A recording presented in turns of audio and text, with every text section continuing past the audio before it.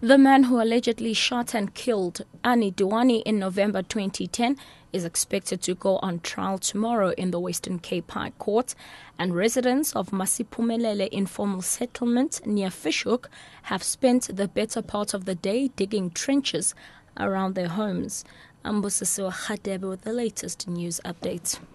The man who allegedly shot and killed the newlywed Annie Duani in November 2010 in Khayelitsha is expected to go on trial tomorrow in the Western Cape High Court. The court will, however, first determine if Xolile Mngeni is fit to stand trial. Mngeni is receiving treatment for a brain tumor. In his plea agreement last week, Mngeni's co-accused, Mziwa Madoda Qwabe, named Mngeni as the one who pulled the trigger.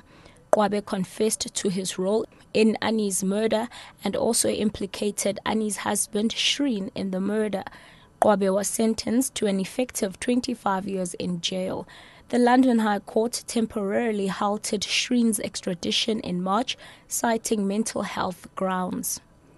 2 suspects will appear in the Krugersdorp Magistrates Court west of Johannesburg tomorrow after a Muslim man was allegedly beaten to death. A second suspect in the murder case of businessman Mohammed Fayaz Ghazi has handed himself over to the police in Rustenburg.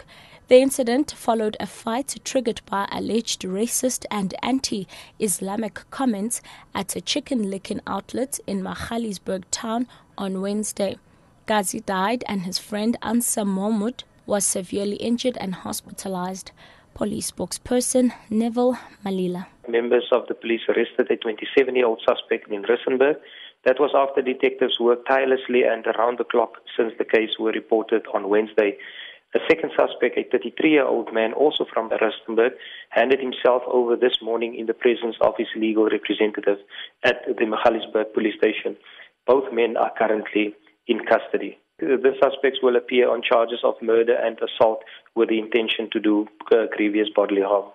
KwaZulu-Natal's Cooperative Governance Department has dispatched additional disaster personnel to the Zululand district after reports of more felt fires.